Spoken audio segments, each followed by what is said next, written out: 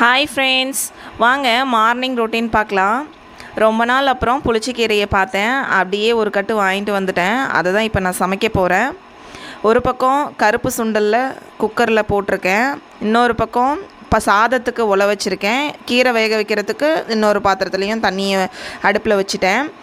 கீரையை முன்னாடியே நான் பொரித்து வச்சிட்டேன். போய் இப்போ நம்ம தண்ணியில் நல்லா அலசி எடுத்துகிட்டு வந்துடலாம். என் பையனுக்கு வேறு ரொம்ப ஹை ஃபீவருங்க. ஃபர்ஸ்ட் டைம் ட்ரிப்ஸ் எல்லாம் போட்டுட்டு நாங்கள் வந்தோம். இந்த பக்கம் பாருங்கள், தண்ணியும் கொதிச்சிருச்சு. கீரையை போட்டுடலாம். கீரைக்கு சின்ன வெங்காயம், பூண்டு எல்லாத்தையும் உரித்து எடுத்துக்கலாம். பாருங்கள், கீரையுமே நல்லா வெந்துருச்சு. தண்ணியை வடித்து எடுத்துட்டு என்கிட்ட பிளெண்டர் இருக்கிறதுனால பிளெண்டர்லேயே ஒரு 4 ஓட்டு ஓட்டிக்கிறேன். இதிலே உப்பையும் சேர்த்து நம்ம அடித்து எடுத்துடலாம். இந்த கீரைக்கு பவுடர் ஒன்று நம்ம ரெடி பண்ணிடலாம். கடாயில் 2 ஸ்பூன் தனியா, 2 ஸ்பூன் வெந்தயம், காரத்துக்கு ஏற்ற மாதிரி ஒரு 4 வரமிளகாய், இது எல்லாத்தையும் நம்ம நல்லா ட்ரை ரோஸ்ட் பண்ணி நல்லா செவந்து வர அளவுக்கு செவக்க வறுத்து எடுத்துக்கலாம்.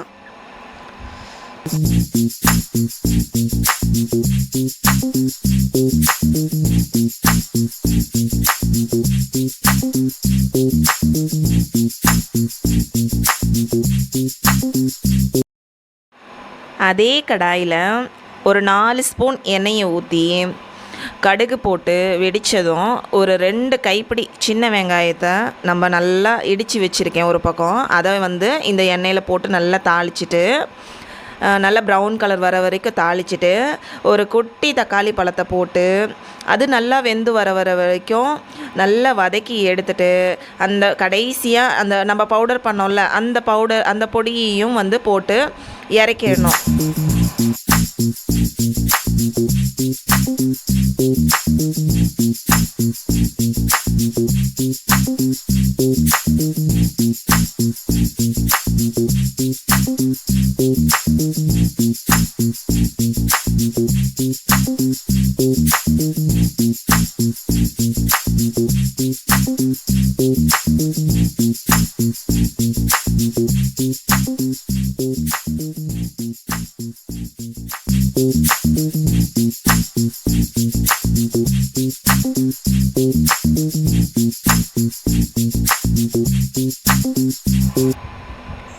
இதை அப்படியே நம்ம கீரையில் போட்டு நல்லா ஒரு மிக்சிங் கொடுத்து கலந்து எடுத்தோம்னா அருமையான புளிச்ச கீரை ரெடி.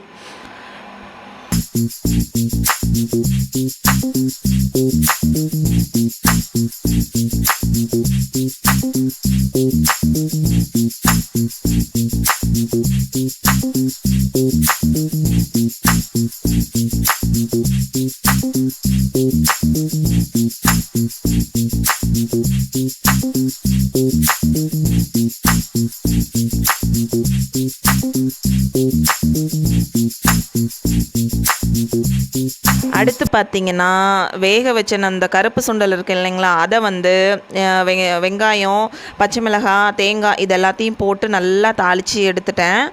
இப்போ எல்லாமே ரெடி பண்ணியாச்சு. டைம் வேறு ஆகிருச்சு. நாங்கள் சாப்பிட போகிறோம். நீங்களும் நல்லா சாப்பிடுங்க. பாய்.